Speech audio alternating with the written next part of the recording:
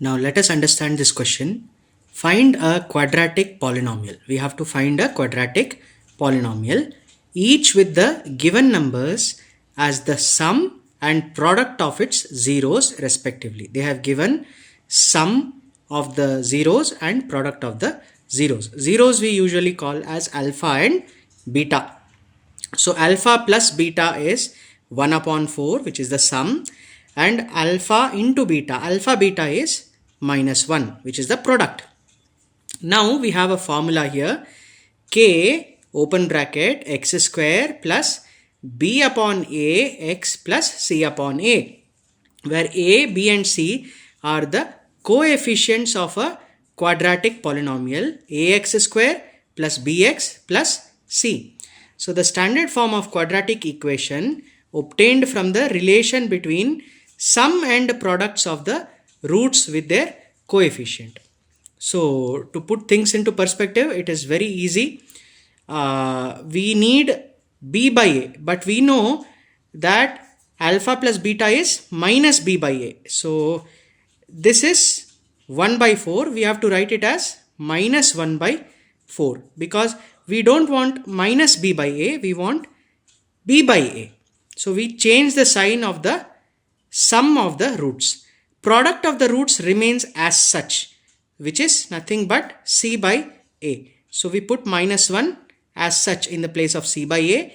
In this particular place, coefficient, we write minus 1 by 4. We change the sign. So this is the expression where k is any integer constant. We can go as far to say that k is a real number. So let us see this again. Alpha plus beta is equal to minus b by a, which is equal to 1 by 4. But we don't want minus b by a, we want just b by a. So sending minus to the other side, we get minus 1 by 4. Alpha beta is equal to c by a. And yes sir, we need only c by a there. So we will use minus 1 itself. So where alpha and beta are the roots of the given quadratic equation.